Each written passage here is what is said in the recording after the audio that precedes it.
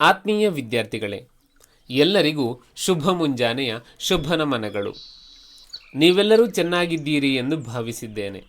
ಇದೀಗ ಒಂದು ಚಿಕ್ಕ ಕಥೆಯ ಮೂಲಕ ಇಂದಿನ ಕನ್ನಡ ತರಗತಿಯನ್ನು ಪ್ರಾರಂಭಿಸೋಣ. ಕಥೆಯ ಹೆಸರು ಪರಹಿತ ಚಿಂತಕರ ಕೈಬಿಡದ ದೇವರು. ಒಬ್ಬ ರಾಜನಿದ್ದ. ಅವನು ತುಂಬ ಜನಾನುರಾಗಿಯಾಗಿದ್ದ. ಪ್ರಜೆಗಳನ್ನು ತನ್ನ ಮಕ್ಕಳಂತೆ ಹೆಚ್ಚಾಗಿ ಪ್ರೀತಿಸಿ ಕಾಳಜಿಯಿಂದ ಪರಿಪಾಲಿಸುತ್ತಿದ್ದ. ಒಮ್ಮೆ ಶತ್ರು ರಾಜರೆಲ್ಲ ಒಟ್ಟಾಗಿ ದೊಡ್ಡ ಸೈನ್ಯದೊಂದಿಗೆ ಈ ರಾಜ್ಯದ ಮೇಲೆ ಆಕ್ರಮಣ ಮಾಡಲು ಸಜ್ಜಾಗಿರುವ ವರ್ತಮಾನ ಗುಪ್ತಚರರಿಂದ ಬಂದಿತು.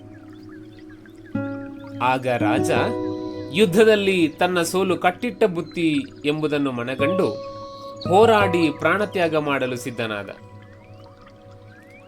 ಆಗ ಮಂತ್ರಿ ಅವನನ್ನು ತಡೆದು ಪ್ರಾಣತ್ಯಾಗ ಮಾಡುವ ಬದಲು ರಾಜ್ಯ ಬಿಟ್ಟು ತಲೆಮರೆಸಿಕೊಂಡು ಓಡಿ ಹೋಗುವುದೇ ಸೂಕ್ತ, ಇದರಿಂದ ಪ್ರಜೆಗಳ ಪ್ರಾಣವೂ ಉಳಿಯುತ್ತದೆ ಎಂದು ಸಲಹೆ ನೀಡಿದ. ಸ್ವಾಭಿಮಾನಿಯಾದ ರಾಜ ಈ ಮಾತನ್ನು ಕೇಳಿ ಕೋಪದಿಂದ, ಹೇಡಿಯ ತರ ರಾಜ್ಯ ಪ್ರಜೆಗಳನ್ನು ಬಿಟ್ಟು ಪಲಾಯನ ಮಾಡುವುದೇ? ಅದೆಂದಿಗೂ ಸಾಧ್ಯವಿಲ್ಲ. ವೀರಾವೇಶದಿಂದ ಹೋರಾಡಿ ಯುದ್ಧದಲ್ಲಿ ವೀರಮರಣ ಪಡೆದು ಹುತಾತ್ಮನಾಗುವೆ ಎಂದು ಅಬ್ಬರಿಸಿದ. ಆದರೆ ಮಂತ್ರಿ ರಾತೋರಾತ್ರಿ ರಾಜನಿಗೆ ಪ್ರಜ್ಞೆ ತಪ್ಪಿಸಿ ಅವನನ್ನು ಅರಮನೆಯಿಂದ ಎತ್ತಿಕೊಂಡು ಹೋಗಿ ಒಂದು ಗುಹೆಯಲ್ಲಿ ಅಡಗಿಸಿಟ್ಟ. ಬೆಳಿಗ್ಗೆ ಎಚ್ಚರಗೊಂಡ ರಾಜ ಮಂತ್ರಿಯ ಮೇಲೆ ಕೂಗಾಡಿದ, ಶತ್ರುಪಾಲಯದವರು ಇಲ್ಲಿಯೂ ಬಂದು ನನ್ನನ್ನು ಸೆರೆ ಹಿಡಿಯುತ್ತಾರೆ. ಆ ರೀತಿ ಸೆರೆಯಾಳಾಗಿ ಜೀವ ಸವಿಸುವುದಕ್ಕಿಂತ ರಣರಂಗದಲ್ಲಿ ಹೋರಾಡಿ ಘನತೆಯ ಸಾವು ಪಡೆಯುತ್ತಿದ್ದೆ ಎಂದು ಪರಿತಪಿಸಿದ. ಒಂದೆರಡು ಗಂಟೆಗಳಲ್ಲಿ ಶತ್ರು ರಾಜರ ಕಡೆಯ ಸೈನಿಕರು ಗುಹೆಯ ಬಳಿ ಹುಡುಕುತ್ತಾ ಬಂದರು. ರಾಜನಿಗೆ ತಮಗಿನ್ನು ಉಳಿಗಾಲವಿಲ್ಲ ಅನಿಸಿತು. ಆದರೆ ಮಂತ್ರಿಗೆ ಮಾತ್ರ ರಾಜ ಸೆರೆಯಾಗುವುದಿಲ್ಲ ಎಂಬ ಆತ್ಮವಿಶ್ವಾಸ ಇತ್ತು. ಗುಹೆಯೊಳಗೆ ನುಗ್ಗಲು ಹೊರಟ ಒಬ್ಬ ಸೈನಿಕನನ್ನು ಇನ್ನೊಬ್ಬ ತಡೆದು, ಇಲ್ಲಿ ಯಾರೂ ಇಲ್ಲ ಅನಿಸುತ್ತದೆ. ನೋಡಲು ಗುಹೆ ಬಾಗಿಲಲ್ಲಿ ಜೇಡ ಬಲೆ ಕಟ್ಟಿದೆ. ಅಂದ ಮೇಲೆ ಯಾರೂ ಒಳಗೆ ಹೋಗಿರಲು ಸಾಧ್ಯವಿಲ್ಲ ಎಂದ. ಇನ್ನೊಬ್ಬ ನಿಜವೆಂದು ಒಪ್ಪಿ ಇಬ್ಬರು ಅಲ್ಲಿಂದ ಹೊರಟು ಹೋದರು. ಆಗ ಮಂತ್ರಿ ರಾಜನಿಗೆ ಹೇಳಿದ, ನೋಡಿ ಮಹಾರಾಜ, ನಾನು ಮಾಡಿದ ಕೆಲಸಕ್ಕೆ ದೇವರ ಸಹಮತ ಸಹ ಇದೆ. ಅದಕ್ಕೆ ಈ ಜೇಡದ ರೂಪದಲ್ಲಿ ನಮಗೆ ಸಹಾಯ ಮಾಡಿದ್ದಾನೆ. ನಾವು ಗುಹೆಯೊಳಗೆ ಬಂದ ಮೇಲೆ ಜೇಡ ಬಾಗಿಲಲ್ಲಿ ಬಲೆ ಕಟ್ಟಿದೆ. ನೀವು ಸತ್ತಿದ್ದರೆ ನಮ್ಮ ಪ್ರಜೆಗಳು ಅನಾಥರಾಗುತ್ತಿದ್ದರು. ತನಗಾಗಿ ಸ್ವಲ್ಪ, ಪರರಿಗಾಗಿ ಸರ್ವಸ್ವ ಎಂಬಂತೆ ಪರರಿಗಾಗಿ ತಮ್ಮನ್ನೇ ತಾವು ಸಮರ್ಪಿಸಿಕೊಳ್ಳುವವರನ್ನು ದೇವರು ಹೇಗಾದರೂ ಕಾಪಾಡುತ್ತಾನೆ. ಈಗ ನೀವು ಮತ್ತೆ ಸೈನ್ಯ ಕಟ್ಟಿ ರಾಜ್ಯವನ್ನು ವಾಪಸ್ಸು ಪಡೆಯಬಹುದು ಎಂದ ರಾಜ ಮನದಲ್ಲೇ ದೇವರಿಗೆ ಕೃತಜ್ಞತೆ ಸಲ್ಲಿಸಿದ. ಹೀಗೆ ನಮ್ಮಲ್ಲಿ ಉದಾತ್ತ ಚಿಂತನೆ, ಪರೋಪಕಾರ ಬುದ್ಧಿ, ಸಮರ್ಪಣಾ ಮನೋಭಾವ ಇದ್ದರೆ ದೇವರು ಯಾವುದೋ ಒಂದು ರೂಪದಲ್ಲಿ ನಮ್ಮ ಕೈ ಹಿಡಿಯುತ್ತಾನೆ, ನಮ್ಮನ್ನು ಅಪಾಯ ಸಂಕಟಗಳಿಂದ ಪಾರು ಮಾಡುತ್ತಾನೆ. ವಿದ್ಯಾರ್ಥಿಗಳೇ, ಸ್ವಾತಂತ್ರ್ಯ ಪೂರ್ವದಲ್ಲಿ ನಮ್ಮ ದೇಶವನ್ನು ಯಾರು ಆಳುತ್ತಿದ್ದರು? ಸ್ವಾತಂತ್ರ್ಯ ಪೂರ್ವದಲ್ಲಿ ನಮ್ಮ ದೇಶವನ್ನು ಬ್ರಿಟಿಷರು ಆಳುತ್ತಿದ್ದರು. ನಮ್ಮ ದೇಶದ ಸ್ವಾತಂತ್ರ್ಯಕ್ಕಾಗಿ ಹೋರಾಟ ಮಾಡಿದ ಸ್ವಾತಂತ್ರ್ಯ ಹೋರಾಟಗಾರರ ಹೆಸರನ್ನು ಹೇಳಿ. ಬಾಲ ಗಂಗಾಧರ್ ತಿಲಕ್, ಬಿಪಿನ್ ಚಂದ್ರ ಪಾಲ್, ಝಾನ್ಸಿ ರಾಣಿ ಲಕ್ಷ್ಮೀಬಾಯಿ, ಕಿತ್ತೂರು ರಾಣಿ ಚೆನ್ನಮ್ಮ, ಮಹಾತ್ಮ ಗಾಂಧೀಜಿ ಮುಂತಾದವರು ಹೋರಾಟ ಮಾಡಿದ್ದಾರೆ. ಮಹಾತ್ಮ ಗಾಂಧೀಜಿಯವರು ಯಾವಾಗ ಜನಿಸಿದರು? ಮಹಾತ್ಮ ಗಾಂಧೀಜಿಯವರು 1869 ಅಕ್ಟೋಬರ್ 2ರಂದು ಜನಿಸಿದರು. ಪ್ರತಿ ವರ್ಷ ಅಕ್ಟೋಬರ್ 2ರಂದು ನಾವು ಗಾಂಧಿ ಜಯಂತಿಯನ್ನು ಆಚರಿಸುತ್ತೇವೆ. ಸರಿ ವಿದ್ಯಾರ್ಥಿಗಳೇ, ಇಂದಿನ ತರಗತಿಯಲ್ಲಿ ನಾವು ಅಕ್ಟೋಬರ್ 2 ಪದ್ಯವನ್ನು ತಿಳಿದುಕೊಳ್ಳೋಣ. ವಿದ್ಯಾರ್ಥಿಗಳೇ, ನಿಮ್ಮ ಪಠ್ಯಪುಸ್ತಕದ ಪುಟ ಸಂಖ್ಯೆ 33 ತೆರೆಯಿರಿ. ಕವಿ ಪರಿಚಯ: ಗುರುರಾಜ ಬೆಣಕಲ್.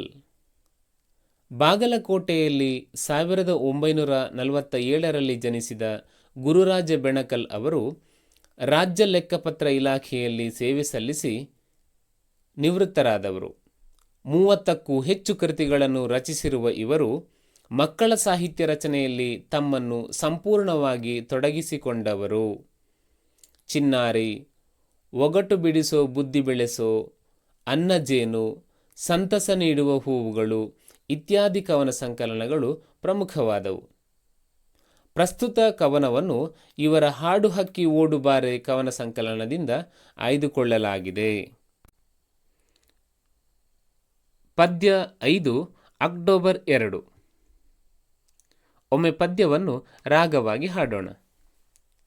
ಅಕ್ಟೋಬರಿನ 2ನೇ ದಿನವು ಗಾಂಧಿ ಜಯಂತಿಯು ಅಂದು. ಅಕ್ಟೋಬರಿನ 2ನೇ ದಿನವು ಗಾಂಧಿ ಜಯಂತಿಯು ಅಂದು.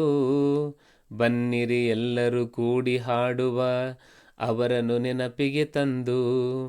ಬನ್ನಿರಿ ಎಲ್ಲರೂ ಕೂಡಿ ಹಾಡುವ ಅವರನ್ನು ನೆನಪಿಗೆ ತಂದು. ಅಕ್ಟೋಬರಿನ 2ನೇ ದಿನವು ಗಾಂಧಿ ಜಯಂತಿಯು ಅಂದು. ಅಕ್ಟೋಬರಿನ 2ನೇ ದಿನವು ಗಾಂಧಿ ಜಯಂತಿಯು ಅಂದು. ಬನ್ನಿರಿ ಎಲ್ಲರೂ ಕೂಡಿ ಹಾಡುವ ಅವರನ್ನು ನೆನಪಿಗೆ ತಂದು. ಅವರನ್ನು ನೆನಪಿಗೆ ತಂದು. ಸಣಕಲು ದೇಹದ ಗಾಂಧೀಜಿಗೆ ಸತ್ಯ ಅಹಿಂಸೆಯ ಆಧಾರ. ಸಣಕಲು ದೇಹದ ಗಾಂಧೀಜಿಗೆ ಸತ್ಯ ಅಹಿಂಸೆಯ ಆಧಾರ. ಇವುಗಳ ಎದುರು ನಡೆಯಾದಾಯಿತು ಆಂಗ್ಲರ ಆಳಿಕೆ ದರಬಾರ. ಆಂಗ್ಲರ ಆಳಿಕೆ ದರಬಾರ. ಅಕ್ಟೋಬರಿನ 2ನೇ ದಿನವು ಗಾಂಧಿ ಜಯಂತಿಯು ಅಂದು. ಅಕ್ಟೋಬರಿನ 2ನೇ ದಿನವು ಗಾಂಧಿ ಜಯಂತಿಯು ಅಂದು. ಬನ್ನಿರಿ ಎಲ್ಲರೂ ಕೂಡಿ ಹಾಡುವ ಅವರನ್ನು ನೆನಪಿಗೆ ತಂದು. ಅವರನ್ನು ನೆನಪಿಗೆ ತಂದು. ಅನೀತಿ ದಾರಿ ತುಳಿಯಲೇ ಇಲ್ಲ ನುಡಿಯಲೇ ಇಲ್ಲ ಹುಸಿಯನ್ನು. ಅನೀತಿ ದಾರಿ ತುಳಿಯಲೇ ಇಲ್ಲ ನುಡಿಯಲೇ ಇಲ್ಲ ಹುಸಿಯನ್ನು. ಪ್ರಾಣ ಹೋದರೂ ಲೆಕ್ಕಿಸಲಿಲ್ಲ ಬಾಗಲೇ ಇಲ್ಲ ತಲೆಯನ್ನು. ಬಾಗಲೇ ಇಲ್ಲ ತಲೆಯನ್ನು. ಅಕ್ಟೋಬರಿನ 2ನೇ ದಿನವು ಗಾಂಧಿ ಜಯಂತಿಯು ಅಂದು. ಅಕ್ಟೋಬರಿನ 2ನೇ ದಿನವು ಗಾಂಧಿ ಜಯಂತಿಯು ಅಂದು. ಬನ್ನಿರಿ ಎಲ್ಲರೂ ಕೂಡಿ ಹಾಡುವ ಅವರನ್ನು ನೆನಪಿಗೆ ತಂದು. ಅವರನ್ನು ನೆನಪಿಗೆ ತಂದು. ಶ್ರಮದ ಪಾಠವ ದೇಶಕ್ಕೆ ಕಲಿಸಿ ಒಳ್ಳೆಯ ದಾರಿ ತೋರಿದರು. ಶ್ರಮದ ಪಾಠವ ದೇಶಕ್ಕೆ ಕಲಿಸಿ ಒಳ್ಳೆಯ ದಾರಿ ತೋರಿದರು. ಉಚ್ಚ ನೀಚ ಭಾವವ ಅಳಿಸಿ ಮಧುರ ಪ್ರೀತಿಯ ಬೀರಿದರು. ಮಧುರ ಪ್ರೀತಿಯ ಬೀರಿದರು. ಅಕ್ಟೋಬರಿನ 2ನೇ ದಿನವು ಗಾಂಧಿ ಜಯಂತಿಯು ಅಂದು. ಅಕ್ಟೋಬರಿನ 2ನೇ ದಿನವು ಗಾಂಧಿ ಜಯಂತಿಯು ಅಂದು. ಬನ್ನಿರಿ ಎಲ್ಲರೂ ಕೂಡಿ ಹಾಡುವ ಅವರನ್ನು ನೆನಪಿಗೆ ತಂದು. ಅವರನ್ನು ನೆನಪಿಗೆ ತಂದು. ಅಕ್ಟೋಬರಿನ 2ನೇ ದಿನವು ಗಾಂಧಿ ಜಯಂತಿಯು ಅಂದು. ಬನ್ನಿರಿ ಎಲ್ಲರೂ ಕೂಡಿ ಹಾಡುವ ಅವರನ್ನು ನೆನಪಿಗೆ ತಂದು. ಅವರನ್ನು ನೆನಪಿಗೆ ತಂದು. ವಿದ್ಯಾರ್ಥಿಗಳೇ, ಪದ್ಯವನ್ನು ಚೆನ್ನಾಗಿ ಓದಿ ಅಭ್ಯಾಸ ಮಾಡಿ. ಪದ್ಯದ ವಿವರಣೆಯನ್ನು ಮುಂದಿನ ತರಗತಿಯಲ್ಲಿ ತಿಳಿದುಕೊಳ್ಳೋಣ. ಇಂದಿನ ಕನ್ನಡ ತರಗತಿಯನ್ನು ಮುಗಿಸೋಣ. ಮತ್ತೆ ಮುಂದಿನ ತರಗತಿಯಲ್ಲಿ ಭೇಟಿಯಾಗೋಣ. ನಮಸ್ಕಾರ.